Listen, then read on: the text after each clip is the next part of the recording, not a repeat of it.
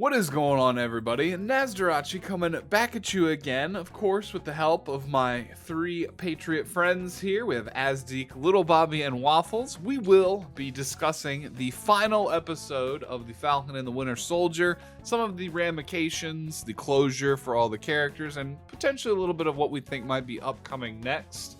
Why don't you guys go ahead and introduce yourselves again real quick for the audience before we jump into the review here. What's going on, guys? Hi, everybody. Hello.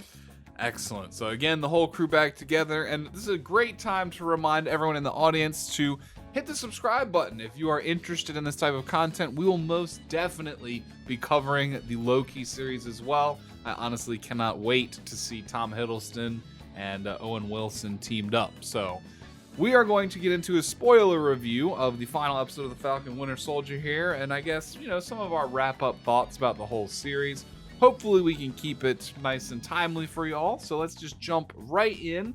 The episode itself is going to be fairly easy to explain and get through, so, it shouldn't take too long. It actually plays out pretty much like a very linear, standard kind of action movie as to what you'd expect, which honestly, wrapping up my ultimate thoughts about this whole show, is it emulated that experience of a more action movie. Not as thought-provoking or as mind-bending as, the more magic side of WandaVision, but instead was just like a great action set pieces. And it looked very good in terms of the CGI, the shots, lighting, all that.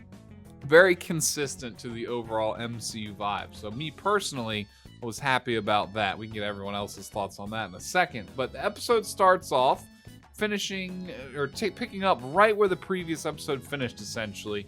The Flag Smashers have started their coup d'etat, or their attempt to take over the GRC to stop the movement or the vote on the movement of the refugees, right? And throughout this episode, the vocabulary around what the people are called has been very important in determining, the public support or lack thereof, and where the battle lines are drawn. So, the refugees, the humans, that's a huge, important factor into the ultimate debate going on here and how to treat them more like people. But moving forward, of course, you have Sam showing up, trying to kind of stop everything that's going on. He's got Bucky with him. John Walker, surprisingly enough, is actually fighting with them. Everyone teams up, good guys versus bad guys. The Flag Smashers ultimately end up losing out in the long run, and kind of the status quo is established where essentially all the good guys win and everything's kind of back to normal. It's kind of what we expected, but there were some twists and turns along the way, including, a couple little surprise pop-ins with Zemo and John Walker officially gaining the title of U.S. Agent, along with everyone essentially in the world basically accepting Sam as Captain America as well. Wasn't quite as much going on for Bucky, but we have plenty to talk about in terms of the characters and their ultimate development. Of course, there's a lot of struggling in the episode. Most of this episode, I feel like, is action. It's very fast-paced in contrast to the previous episode, which had a lot of the character building required to get us to the point where we could, everyone could move forward and find that closure. So I guess we'll just go in order of some of the characters here, because there wasn't too much more of the plot beyond, bad guys attack, good guys win, but we will get into the specifics here when we kind of dive into each individual character and their closure in the series. So we'll start off here.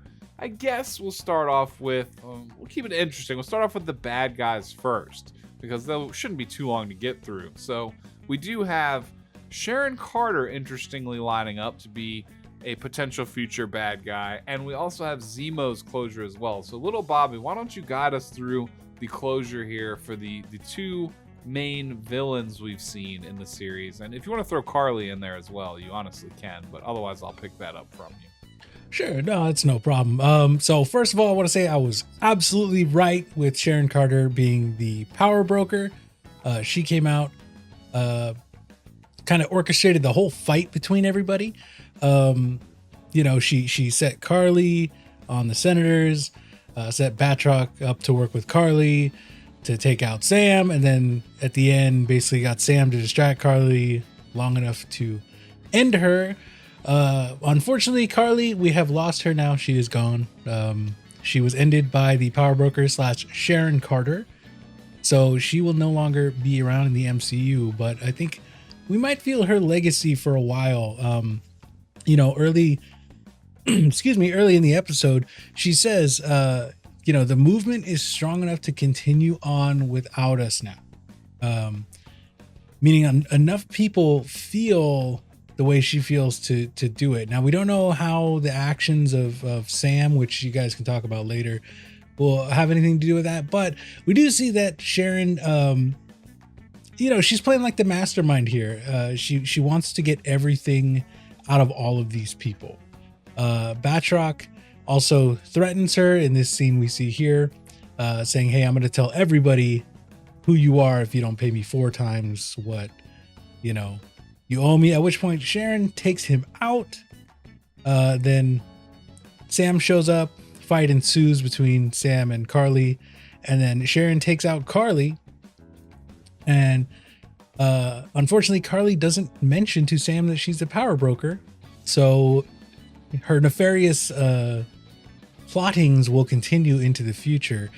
We do see Sharon at the end of the episode receiving her pardon from the government, which is a big deal because now that means the power broker has access to all sorts of state secrets. We don't know where exactly Sharon is going to end up, but it's possible that she ends up with Sword taking over for Hayward from WandaVision, depending on the timelines between the two shows. She was a pretty high-ranking member of S.H.I.E.L.D. before, so her going to Sword is not too much of a stretch. And then, we also see the rest of the Flag Smashers be ended by our boy Zemo. Actually, his butler does them in with a good old GoldenEye remote mine attached to the bottom of a truck. At which point we cut to Zemo at the raft, and Zemo is just hanging out reading a book, listening to the radio.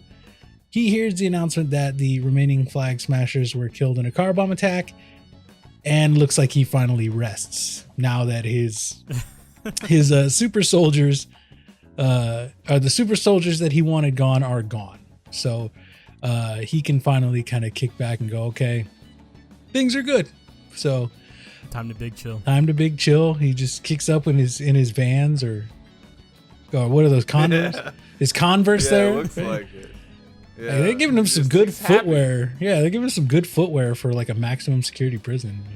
It looked like he wasn't too concerned when he was in the prison in the beginning of the series, and he's not too concerned that he's back here now. He got what he wanted. Yeah.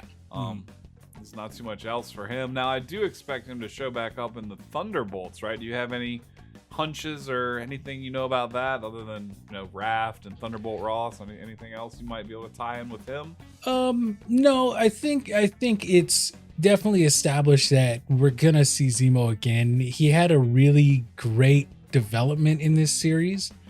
And everybody's basically waiting. I mean, we know the Thunderbolts are coming and that he's a critical member of the Thunderbolts. So it's only a matter of time before we actually see that happening, in the TV series that's coming.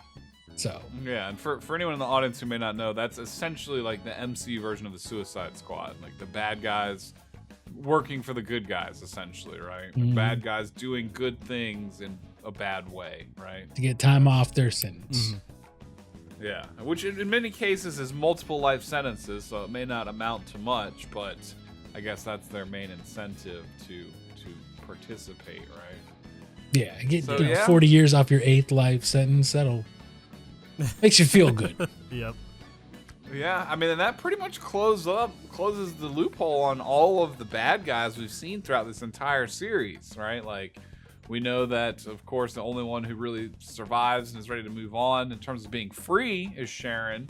Zemo, again, will be featured probably heavily in Thunderbolts. And Carly is dead. And the Flag Smashers, all of them, we think, are KIA with her. So that's pretty much all the resolution for all the villainous activity in this show. But the show's also left somewhat open-ended to the point where if these guys, and when I say these guys, I mean Bucky, Sam, and John Walker, if they don't show up in another second season of a TV show, I would definitely expect to see them all in another theatrical, like, movie performance, just depending on where Disney ultimately wants to take this. Jumping into arguably the most important character of the series, this one I think a little bit of Azdeek and Waffle is going to cover both of Sam here, but why don't y'all give us the rundown on Sam's closure throughout the series? You know, we didn't get to see him in the suit at the end of the last series. We just saw the briefcase. We knew he had it, but very early on in this episode, he makes his entrance, and yeah, we get to see him in full effect. So I guess whichever one of y'all want to start, just carry us through this closure for Sam here. All right, you mind if I get started with this one? Yeah, go ahead. All right, cool. So basically, we got the whole journey last episode of Sam finally accepting the mantle of Captain America, right? And here we see him fly into action in the brand new suit, which for some of us, it wasn't a surprise because unfortunately they did leak the toys earlier on, and it was exactly like the toy, except, you know, cooler.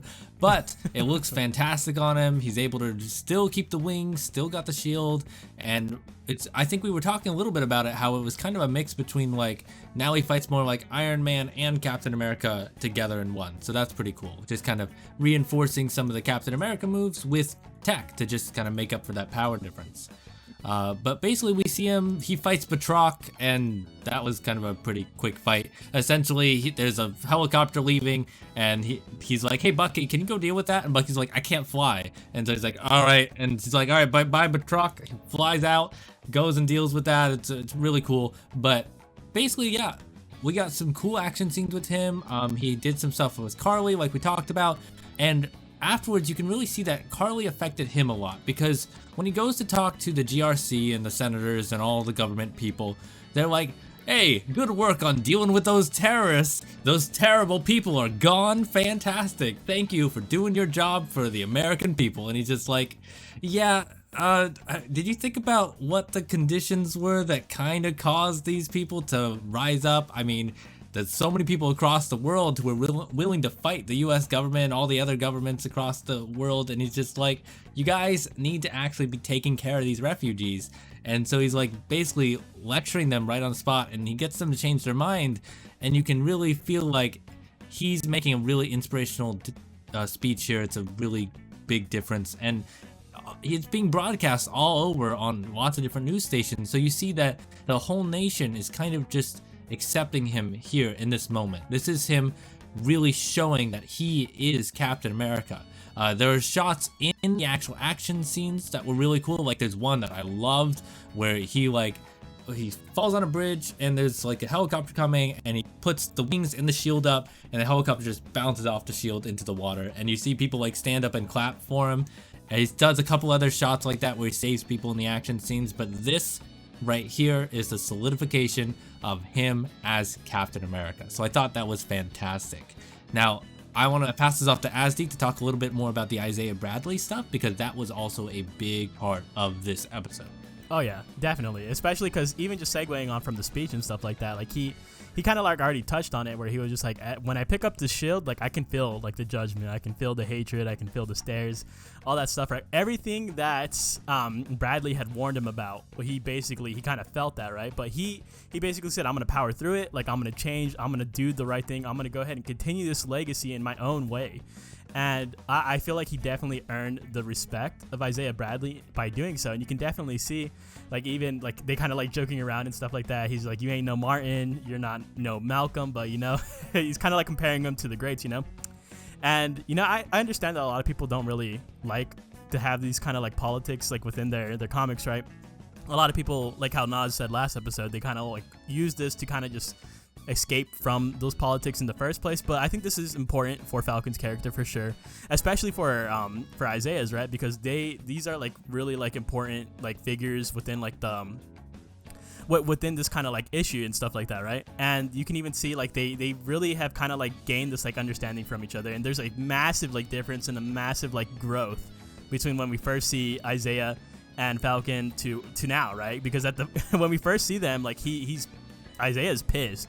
Like he's just like, I don't want these people in my home. He's like, I almost thought he was gonna start throwing hands with Bucky, like when they had first met. But you know, you can definitely tell that he's warmed up to him now. He does believe that he's Captain America. Like, he does believe that he can go ahead and he can fight this fight. And, you know, even Sam is still a little bit uneasy about it, right? He can say he basically went ahead and said, like, you know, like, I might die, like, you know, I might not be able to win this fight and stuff like that, but I'm gonna try. And I think that's what's the most important part. And then they go over here, they are heading into the museum right here. I think this is very important as well. And because a big part of why Isaiah was just so mad at the US, mad at the country, mad at, like, didn't want to even fight for this country, didn't want to represent them at all, kind of like shamed the thought of it even. But now we have right here him getting the recognition he deserves. You can see his statue right here. It was very, very moving. And, you know, he has, not only is he right here with the statue, but he has, like, his basically like the rundown of what he did, like, and all the, like, getting his recognition that he deserved, right? That he did fight for this country, and now the whole world is going to know what he did, who he is, and stuff like that. And honestly, a little part of me, I'm not gonna lie to you guys, a little bit of me was, I thought he was gonna get a little upset because he didn't even want his name known. He didn't want to be known in the first place, right? But I am glad that he is happy for the stuff that Falcon did do for him. I know this is going to be very impactful. I don't know if a lot of you guys at home, I think his grandson is very important in this aspect too, because it kind of feels like they're kind of setting up, well, a little bit of an Easter egg, right? Is that he becomes, I believe it's Patriot within the Young Avengers and within the comic books. And so I feel like this is a pretty cool connection for him to have to, well, now he has that connection to Captain America a little bit, right? Not in more ways than one, not only with Isaiah Bradley, but with the new Captain America in Sam Wilson now too. And so you get this little shot right here. Everyone's kind of vibing, just having a good time.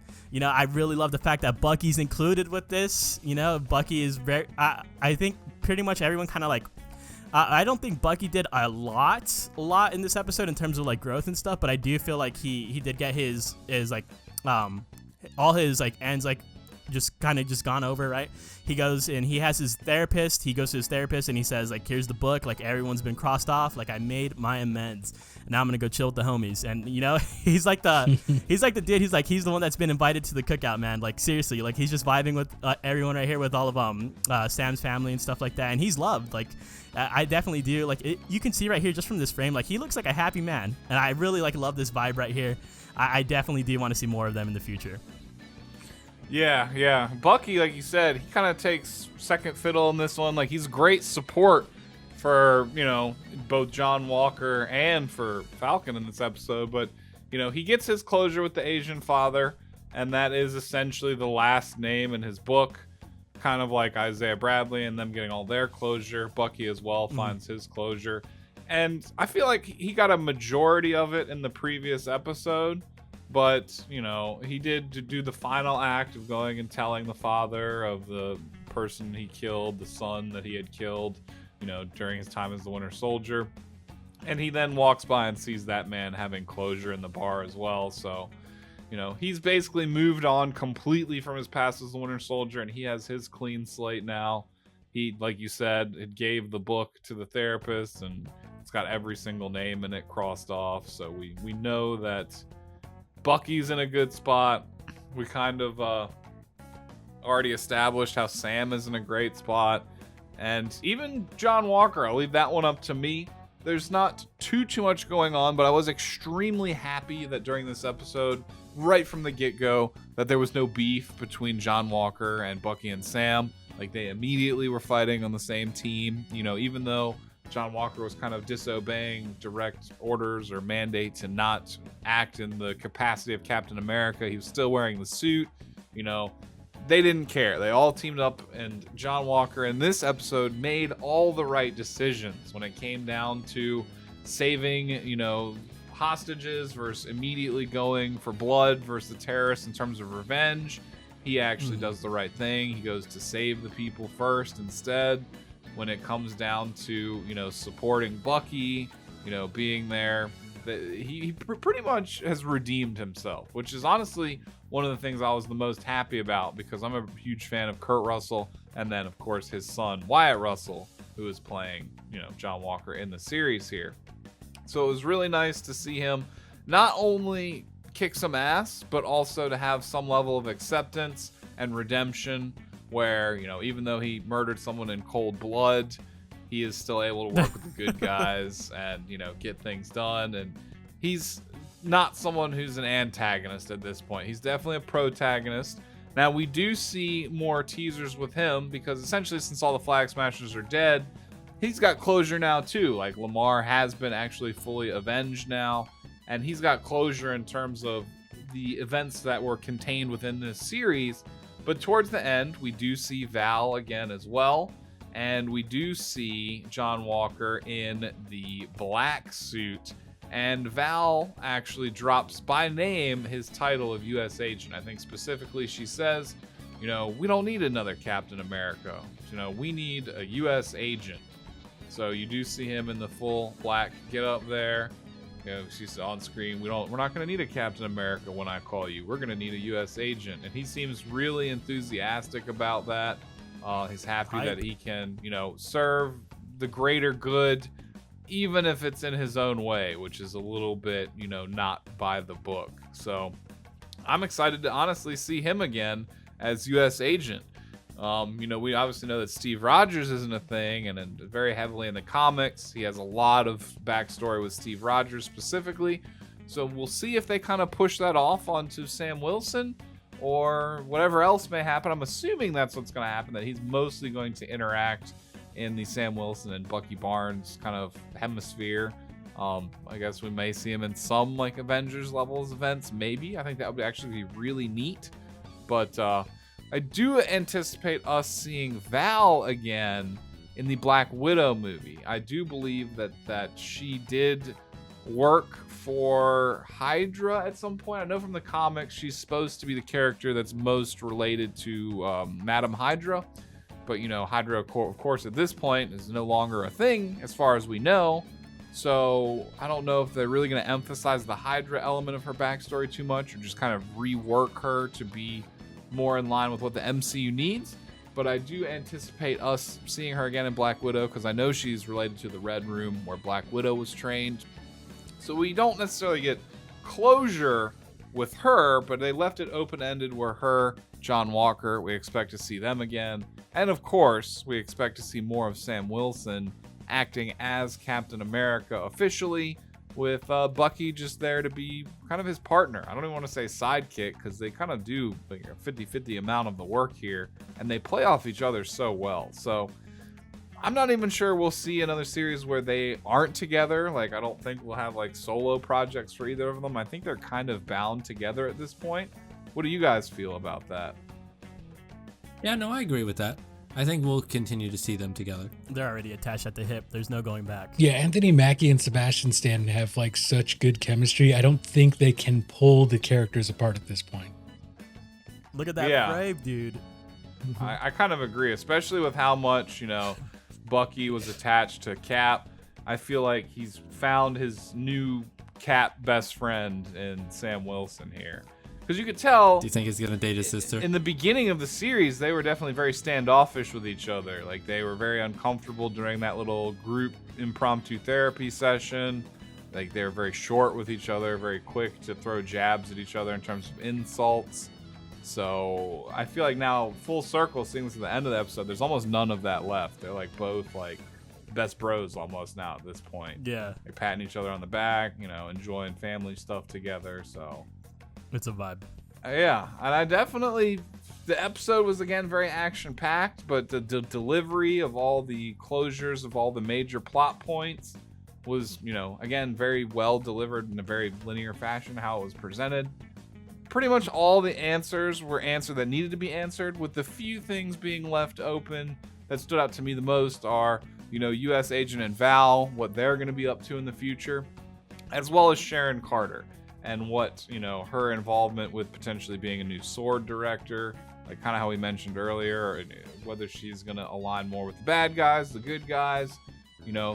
Again, looking at the MCU moving forwards, we know there's going to be terrestrial threats as well as celestial threats.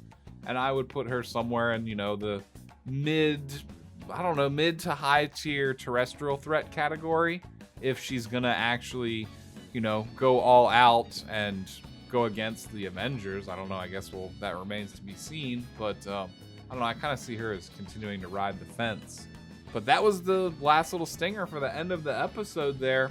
I guess the last little thing that we could talk about before we finish up here, because pretty much every character has gotten the closure they need or deserve, is we did make a few predictions before the episode.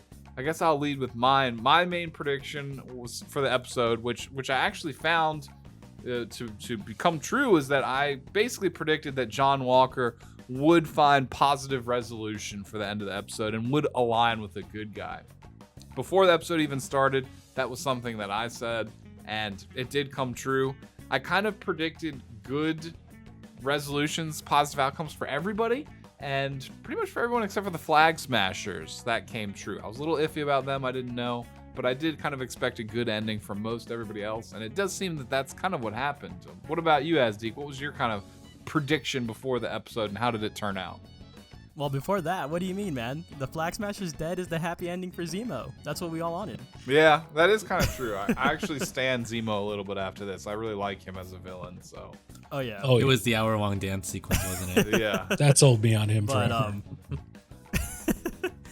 But my prediction was that I honestly really wanted to see Joaquin Torres as the Falcon. I thought he was going to make a little, maybe like at the ending credits where he has the wings on or something like that. Unfortunately, did not come to light, but there's definitely still opportunity for him in the future. I don't know how long in the future, but he does have the wings. You know, we probably didn't expect him to fix those things in about a day, but I kind of hoped he did. Yeah, and they didn't forget to show him in that little speech at the end where Captain America Sam was on TV. It did cut to him, so you know that he's still there. You know, they didn't forget about him, essentially. Yeah. So. What about you, little Bobby? What was your main prediction going into this? I think I know what it is. It's related to the Power Broker, but what was your main prediction, and what was your resolution for it? My prediction has always been that Sharon Carter was a power broker, and we were so close to getting that confirmation last episode, and it was like, oh, you know it's her, but they never said it. And then this episode they said it, and I was like, yeah, that's it. Yeah. I called that. They threw me off a little bit. I was a little bit concerned that the Val character, the Seinfeld cameo, that she might end up being the power broker. I did too. That was a instantly curveball. knew. Yeah, she instantly knew that John Walker had taken the serum. So that kind of threw me off a little bit. But I was pretty much right there with you. Other than that, on this theory that Sharon was up to some sketch stuff here. She's sketchy, man. Sketchy Sharon Carter. Yeah, you can never trust those people that have gone rogue with government secrets, I guess, right? What about you, Waffles? What was your prediction, and how did it turn out? All right. Well, I predicted honestly that Falcon and Party City Cap, what was his name? John Walker. I thought that they would fight, and then his dollar store shields would break. Like maybe they would clash shields, and it would break in half. I think the episode actually ended up being a little too rushed for them to have time for something like that. So we had no conflict at all. He just immediately was working with them. So unfortunately, we didn't really get that. We got one shot of it, like a little crumbled when he threw it to the side to go help grab the truck, but not quite what I was expecting. Still. Yeah, they did. I am happy. They did show it pretty much destroyed. It was just the Flag Smasher that had destroyed it. Pretty much Carly, I think. It was only like a little bend. Instead of the good guys. So. But you know, that's what happens when you get your shield from Wish. You know. Yeah, that's what I was about to say. No, I thought it would really, break in half. That definitely I was expecting up a that full he needs break. a better shield for sure. But for sure. yeah, I don't know. I think my overall rating for the show is definitely in like the 7.5 to 8.5 range. I enjoyed it. The pacing, the action, all of the consistent high quality CGI and good shots. Some of the dialogue here and there might have been a little bit on the nose, especially when it came to like Sharon being the power broker and her just straight up saying it. There could have been maybe a little bit more subtlety in that discussion, along with a bunch of the other discussions in the show. But that's honestly me just nitpicking. Like, I don't mind this show being a little bit more of like a real territory, because it kind of just, I don't know, it develops the characters and makes them feel a little bit more realistic. I mean, I know it's a show about superheroes and stuff, but it's always easier to level with characters that aren't as perfect and lacking in personality as Superman. You know, I don't want to fire too many shots, but I'd prefer this style as opposed to that type of design. But otherwise, yeah, I guess final ratings for the show, and then we can shove off, y'all. Okay. I think I'm going to go ahead and go with I would say a strong 7, and mostly because of the chemistry of the titular characters. What about you, Bobby? Yeah, I would say I'd give it an 8 because I do agree with that chemistry. I thought going into it, we kind of had this idea that it was going to be more of an action movie thing, but the pacing at the end for me, the last 2 episodes, the pacing seemed like they had everything. We know that there was like restructuring of the show at some point. It feels like the ending, like after the restructuring happened, the ending just kind of like snowballed and just happened, right? So that takes a couple of points off, but yeah, I would say like an 8 out of 10 overall. It was really fun and great chemistry between almost all the characters. So excellent. How about you, Waffles? What's your final rating? Oh no. Okay, I gotta be the Debbie Downer. So I'd give it a 5 out of 10. I think before this episode, I actually would have agreed with you guys and given it like a 7, because like a 7 is where I'd be like, all right, this is just fun action time. There are a few like good moments here and there, and I really feel like there are some moments that hit really hard and are real good. So even in this episode as well, I thought the Carly stuff and the Isaiah Bradley stuff was really, really good. But I felt that this episode's pacing was really bad. Like I had a huge problem with it. I think that this would work really well as a marathon, or like if you treat it like a movie where you watch the last episode into this one. I think that's fine. But I think if you're watching this week to week, I don't think it worked well in that format.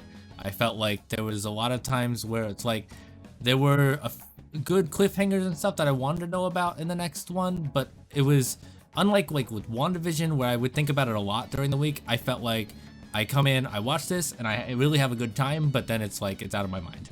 And I just felt like it didn't stick with me, and that would have given it the 7, and then this episode brought it down to the 5.